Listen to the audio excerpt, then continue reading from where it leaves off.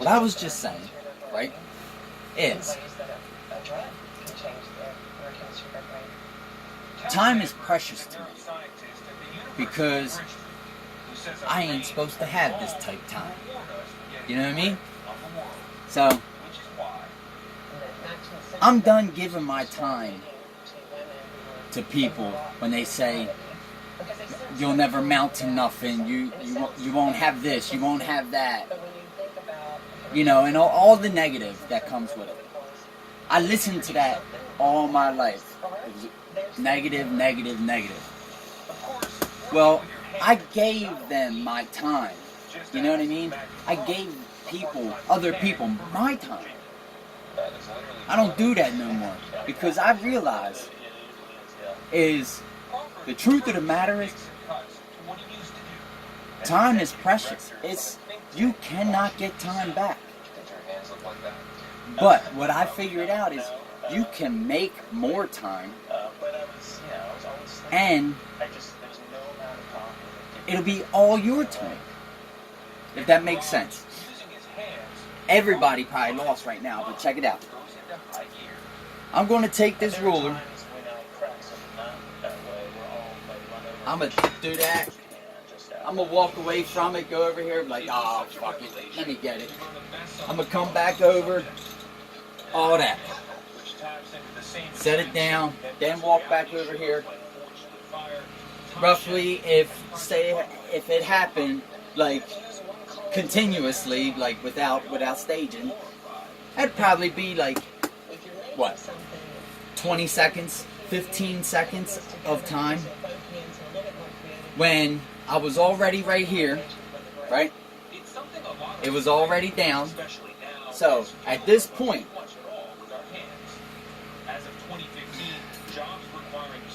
now, what I did was, I bought myself time. Because instead of in the future down the road wasting them 15 seconds to coming back over here to take care of that and to walk away from it,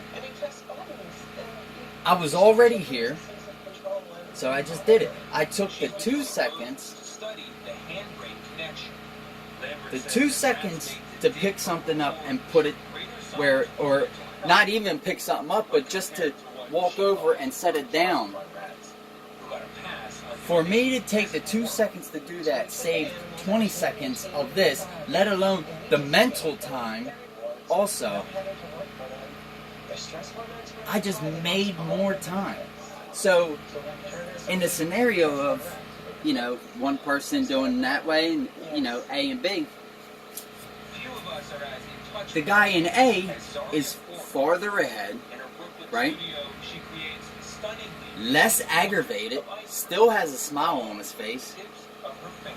The guy that got frustrated because he had to go back and then pick this up, and then he forgot what he was doing over here, and who knows how much more time he loses. Because at the end of the day, when all's said and done, don't you want your time to count for something? Yes, I do. Okay. I know I do. I want, when God's done preparing my room, He's painting it, and He's hooking it up for me. I already know it, because I know it in my heart, and I know He knows my heart. So, now, anybody can tell me any different. God knows my heart. So, He's up there remodeling my room, getting it ready for me, and, but there will be a judgment. And you know what? When I'm up there looking at this magnificent, just beauty of just perfectness, when God says to me, I gave you X amount of years, what did you do? I don't want to twiddle my thumbs and wondering what I do with the time that He genuinely gave me. I don't want to be speechless when it comes to a question, especially from the Lord.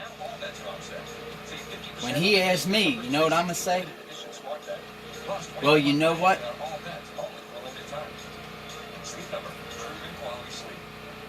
I took care of my time. I like to, my time, I don't know. It's kind of hard because, like, before the camera was on me, you know what I mean? Like, I was like, yeah, you know what I mean? And I'm trying to get the spark back, but it's kind of hard for me to say it. But I want my time to count for something. You know, when I look in that window of my life, when I'm old and, you know, or whenever, even now, when I sit down and just take a trip down memory lane, I'm tired of wasting my time away because I can't get nothing back. Nothing can ever come back. I cannot change nothing. It's gone forever, infinity, gone. I mean, but I can take the 5 minutes and make a plan and or, you know, prioritize certain things. That's making time, because not only does it leave you flexible, it also your self-esteem, like you just feel better about yourself. I know I do. My testimony is going to be about time. You know why? Because I am tired of wasting my time and giving my time to other people. I can't take none of that time back. But what I can do is, from here on out, is give myself the time. Because by doing that, allows me to be more free to give my time. It's like a gift from God, you know. Nothing's really ours. Money, all the clothes, nothing is really ours. Nothing is ours. It's we're borrowing it. You know, it cracks me up when people, these high-end designer jeans, like, all right, they had a hustle, like, God bless. But when it goes to, like, say one parent not allowing their kid to wear a pair of jeans because they got a little cut in it or a little rip. Really? Like, do you know we are buying jeans already ripped? We ain't even got to wear them to break them in no more. These. Bought like that. It's funny. It's just funny. It's just, I'd rather give myself time so I can give the most precious gift other than life that God gave me. And He gave me some time. So you know what? With that being said, I'm going to do something positive to the best of my ability. And I really don't care if I get ran over on the way there. Because everybody laughs at the guy that gets hurt, or kid, or woman, or anything. We all laugh at somebody slipping and falling, and because it's a joke and this and that. And then we care.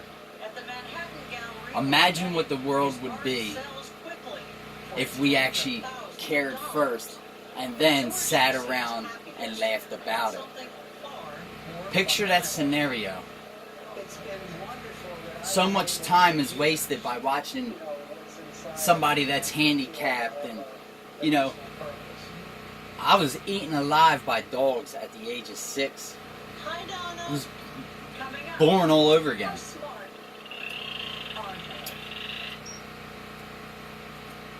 I can't imagine somebody just,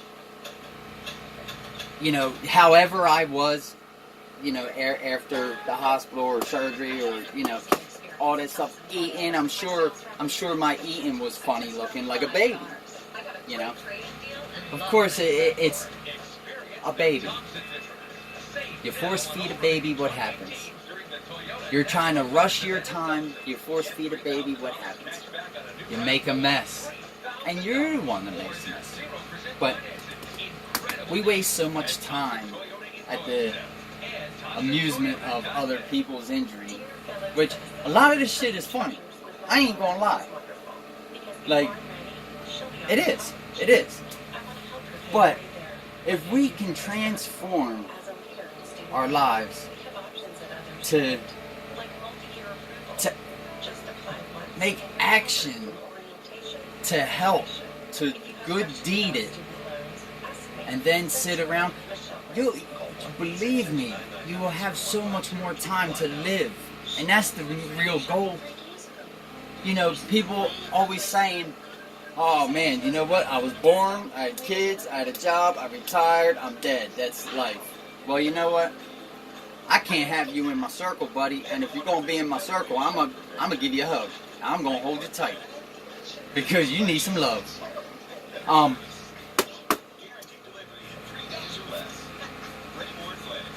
See, you know what I want to be? I love what I do. I'm in construction. I love it. I love it with my heart. I have true, pure love for the construction field. I do. Through the cold days, the hot days, the good, the bad, and the ugly, you know what? It's a part of life, so I adapted it to it. And I just love what I do. But since I was a little kid, I had, like, I would love to be a counselor. That's what I wanted to be when I was a kid, a counselor. You know, like a camp counselor. You know, I want to be involved. I don't want to read a book. You know, nothing against therapists. You know, but you know, it didn't help me. I know. Talking to a stranger, I'm jumping around a lot too. It's just that whole camera deal. I think the battery's going. You know what I mean? I don't know. If it was more of like a podium and I was ready, I would have prepared. But this is freelance time. I'm just freelancing right now, right off the dome. So I don't have cliff notes or nothing like that. But I believe I'm handling it well. Now that I forget what I was going to say. What was I saying? I need to stop and ask. About being a counselor. Oh, I would love, wow, you know what, like, it makes me a little bit sad that I would forget that, because that is truly something that is, you know, dear to my heart. You know, it's a childhood dream. To be a camp counselor, I seen them guys, I got in a little trouble when I was 15, and, you know, I had to go to this Tressler program, and, you know, I hiked 164 miles of the Appalachian Trail, and it's supposed to be punishment. I had the time of my life. I was whitewater rafting, I was camping outside. You ask my Aunt Jeannie, we used to camp at the campground. I've refused to sleep in the trailers. I slept on a metal glider that was on the porch because I said, if you sleep in a camper, you are not camping. I refused. I refused to stop fishing also. Because when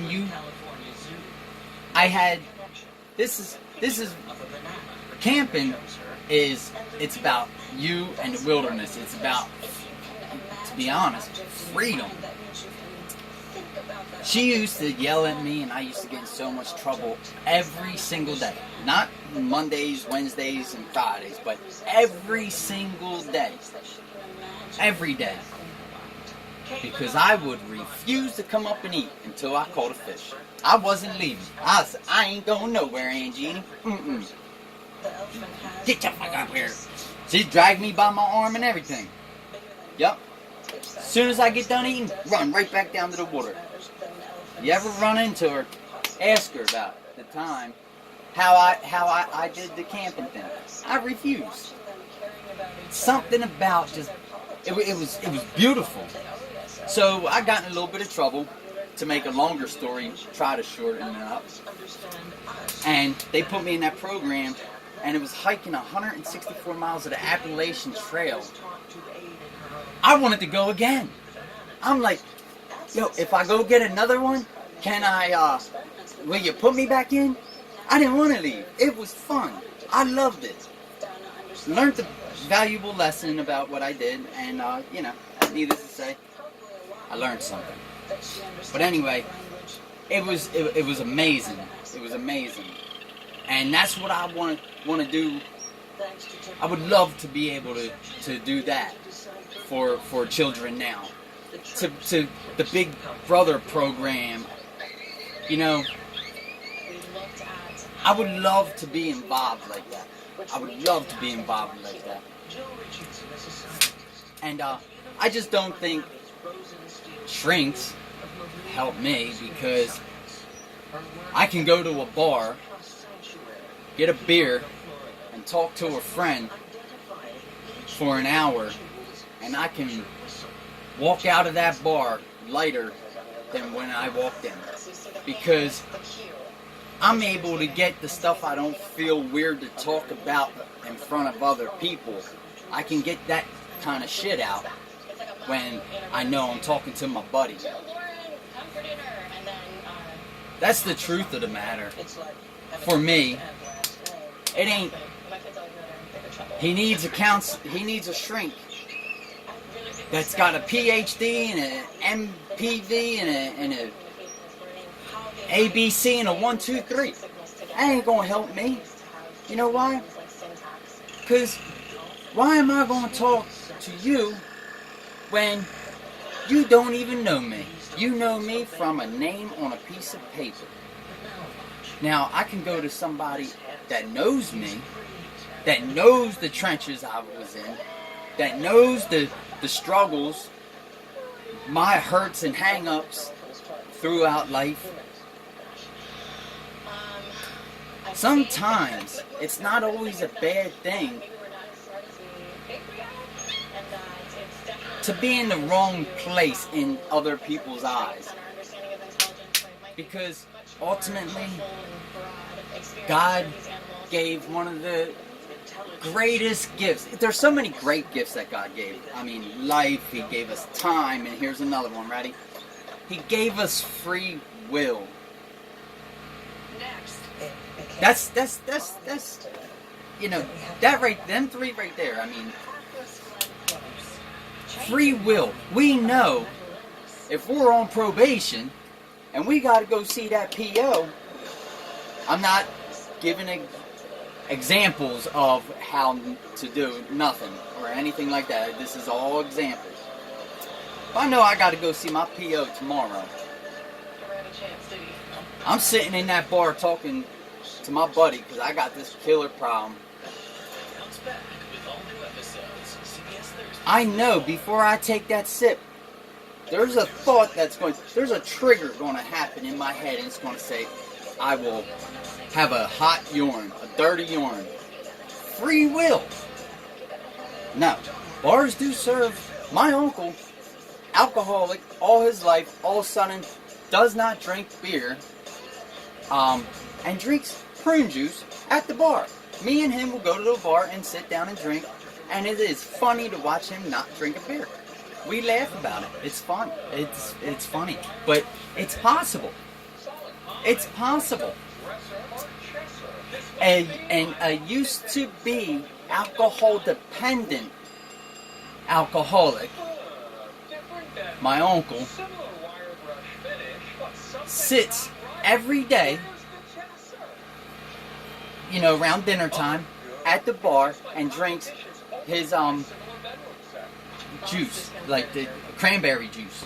It's cranberry juice. He actually got me liking cranberry juice. It's awesome. You just water it down and it worked perfectly. Anyway, yeah. Alright, cool. Oh, I would love to be a motivational speaker. You can't tell right now because I'm like, I ain't got the fire. I just got spunk right now. But like, I know when I see, I'm I got something to say. That's what I'm doing with my time, and it's great. And it's fire. It is fire. And if you too hot, it is ice too. It's yes. It's a beautiful thing. All right. I want to get captured when I'm in my moment. Tell them about me when I'm in my moment. I get in my moment, and you know what? It is. You know what? Just the other day, I stopped somebody from going to do something that would have been bad. But I knew that I have something to say that can help somebody. That somebody needs something that I have inside. And I want to give that. I want to just give it. I want to give it away. Because the more I give, it only makes more room to get. It's a win-win situation. I stopped someone the other day from committing an armed robbery. You know, I stopped him with just talking to him, and the last thing I said was, when you're locked up, we wish to be free even without a penny in our pockets, just to walk down the sidewalk. Now imagine one decision can take that forever and erase it. Let alone the possible danger somebody could get hurt, including yourself. I just, without persuading him away, I know it in my heart that I'm being used by the right one. I know that. I'm being used. I'm a filter.